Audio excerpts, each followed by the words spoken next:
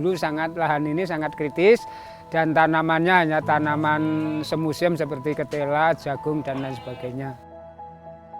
Ini kan luasnya 70 hektar, ini dulu gundul. Dulu kalau melihat di mana-mana kelihatan. Misalnya lihat Gunung Merapi dari sini itu kelihatan jelas. Jadi pagi-pagi sekali biasanya saya sudah ke kandang memerah. Habis memerah kita bawa ke pengolahan, langsung kita olah. Saya juga selalu menekankan ya bahwa nanam pohon itu nggak ada ruginya. Jadi meskipun nanti pertumbuhannya lama, tapi nilai ekonomi suatu saat itu pasti tinggi.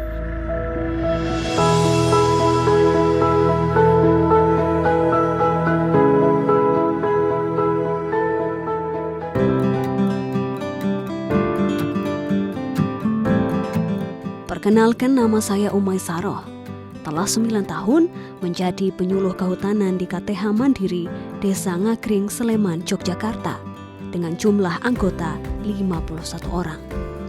Kegiatan utama KTH Mandiri yang telah terbentuk dari tahun 1988 ini adalah ternak kambing beranakan etawa beserta produk turunannya, yaitu pengolahan susu kambing, penanaman sumber pakan ternak, pemanfaatan lahan di bawah tegakan dengan tanaman salak, dan pengembangan desa wisata edukasi Ngagring. Saya mulai mendampingi kelompok tani hutan ini mulai sekitar 2008 atau 2009.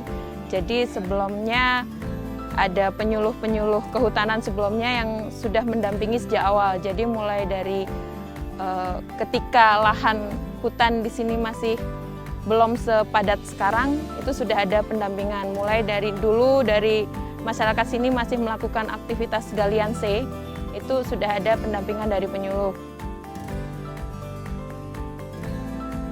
Jadi dulu lahan ini kan masih belum banyak pohon-pohon seperti akabasia dan sudah ada tapi belum seperti sekarang. Namun dengan banyak penyuluhan dari kehutanan waktu itu supaya di sini itu enggak gundul, diarahkan supaya pada rajin nanam pepohonan dan dibantu pohon bibit-bibitnya. Alhamdulillah sekarang semua lahan 70 hektar itu enggak ada yang kosong sedikit pun.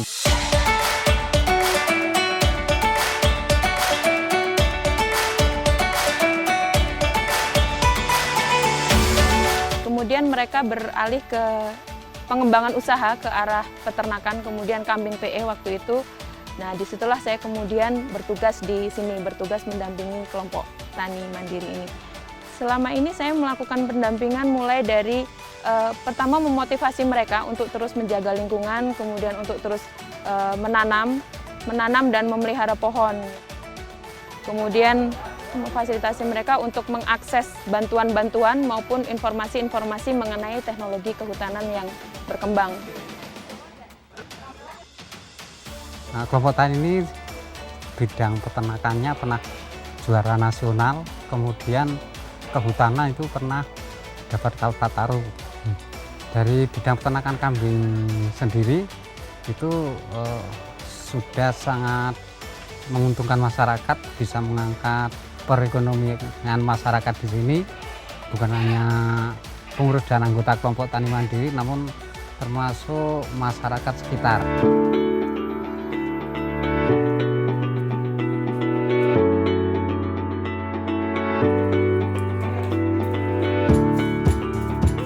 Saya mulai ikut kelompok tahun 2000. Tahun 2000 mulai masuk sini, tapi sebelum saya masuk sini saya kan merantau. Jadi saya tanamkan modal di sini dulu, tapi kan dilihat dari hasilnya kurang memuaskan. Jadi pulang ke kampung sini, kita ambil sendiri kambing-kambing dari petani-petani yang kita gaduhin, kita pelihara sendiri. Kalau dari susunya ya itu setiap pagi kita perah. Kalau kambing satu ya minimal 0,5 sampai 1,5 liter satu kambing.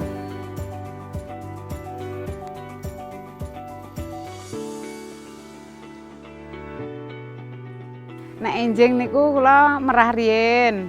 mengke bar merah setor terus mengke mlampah mugut teng Saben mugutke mendo niku. Nggih pados rumpute nggih kaliandra. Terus godhong kleresede, godhong sengon ngoten niku. Nggih ngrumputi mendo. Nggih makani nek sonten. Nek sonten kan nggih makan terus kalih dikombor sekedhik ngoten.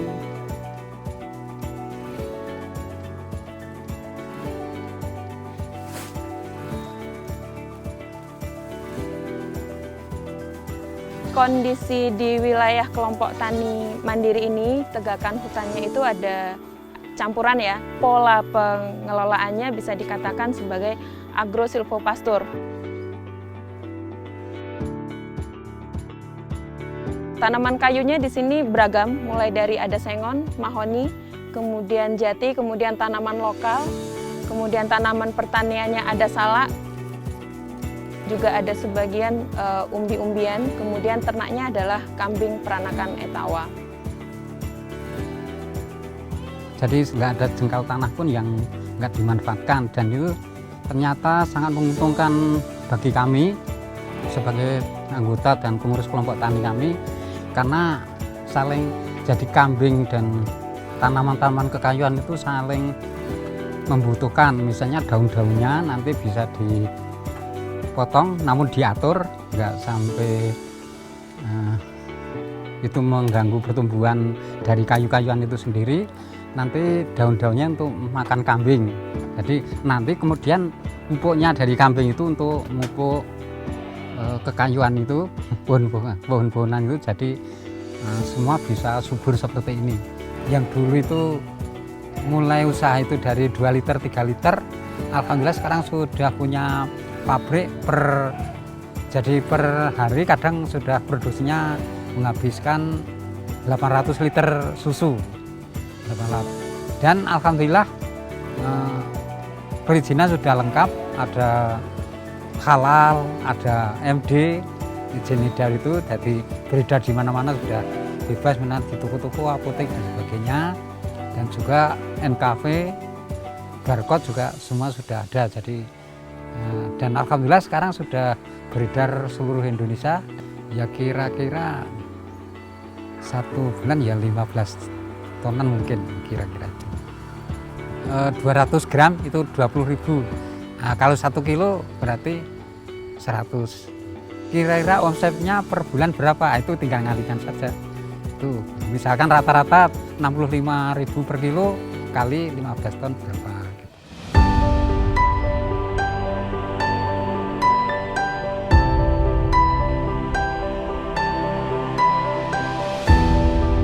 Harapan saya kelompok tani mandiri ini kedepannya akan jauh lebih maju, lebih mandiri lagi. Mereka tidak hanya sekedar menanam, tapi juga memelihara pohon dengan baik. Jadi antara kegiatan kehutanan, peternakan, dan pertanian bisa selaras.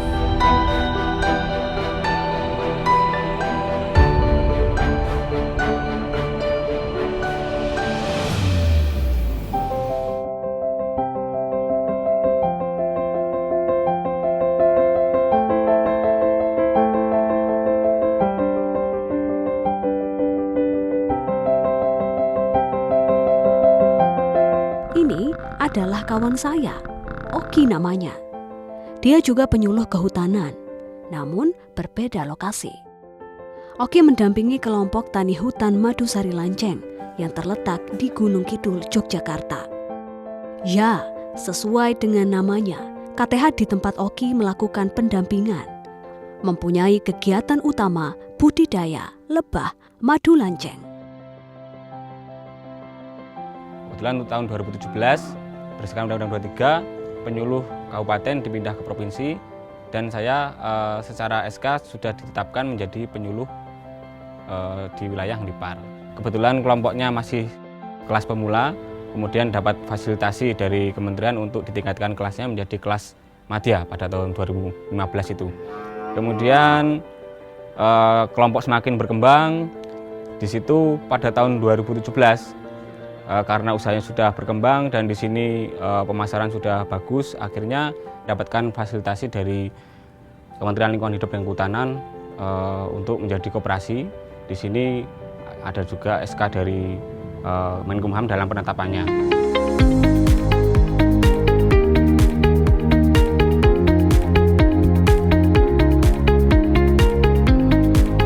Nah, dengan terbentuknya Koperasi Madusari Lanceng ini ternyata juga menambah semangat dari anggota kami di wilayah Dusun Kerandu, Desa Katongan ini, Kecamatan Lipar. Jadi dapat kemudahan bisa menjual produknya itu tidak sulit, tidak repot. Jadi di wilayah bahkan di kelompok pun siap membeli dengan adanya Koperasi Madusari Lanceng ini. Dan bahkan kelompok-kelompok yang di luar KTH Madusari pun bergabung untuk menjadi anggota kelompok Koperasi Madusari Lanceng ini. Ya, awal mulanya memang dulu itu saya bekerja di Jakarta dan waktu itu kena krisis moneter lah. Nah, ceritanya itu terus saya orang tua pesan suruh pulang saja. Nanti ya kalau pulang di kampung ya juga dapat rezeki, dapat makan lah. Sebenarnya saya ikuti saja petunjuk orang tua untuk pulang kampung. Ya dulunya setelah kita menjadi anggota kelompok itu kan belum ada yang namanya lebah madu lanceng. Dulu ada pembibitan itu kehutanan dulu, Pak. Pak Sugeng tadi menceritakan bahwa pengalaman Pak Sugeng itu hanya satu koloni madu lanceng di triplek bisa dikembangkan menjadi banyak begitu. Lah kita tergugah, kita semangat juga kita menjadi anggota kelompok dan kita punya penangkaran seperti ini, Pak. Ini kan banyak penangkaran.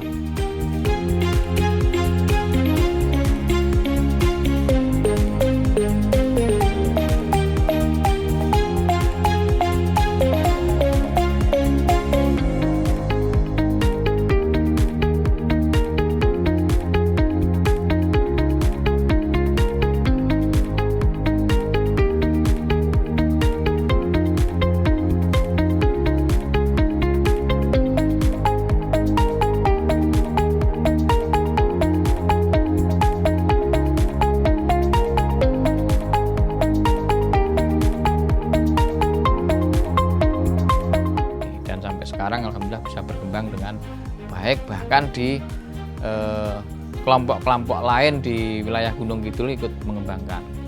Bahkan dari luar Gunung Kidul, luar DIY sampai di luar Jawa pun ikut mengembangkan dan alhamdulillah di sana juga maju.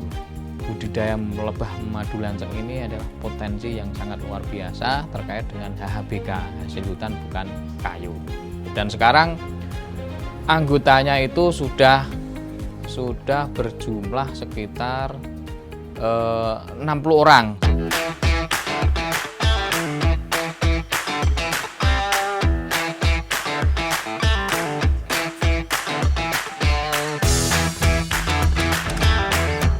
Yang paling banyak madunya itu tanaman kaliandra. Kaliandra seperti depan itu bunganya pucuk, yang itu madu tanaman tapi bisa madu jadi madu lanceng. Di bawah tegaan, Pak, bisa ditanami empon-empon, bisa ditanami bahan madu seperti ini, bunga-bunga bisa, termasuk temu itu kan juga berbunga.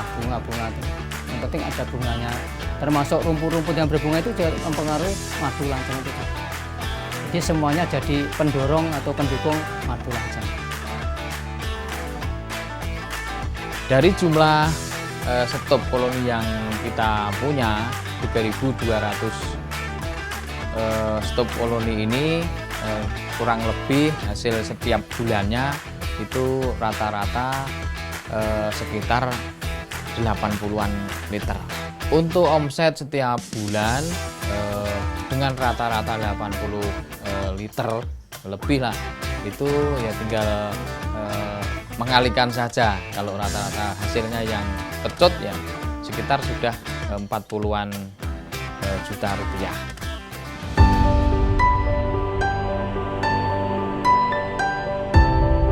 Harapan kami sebagai pendamping di wilayah Ngelipar ini untuk kelompok tani Madusari, dengan adanya fasilitasi dari kementerian berupa pembentukan koperasi ini, kelompok menjadi lebih solid, lebih maju dan lebih mudah dalam pemasaran dan lebih berkembang lagi untuk peningkatan budidaya lebah madu lanceng.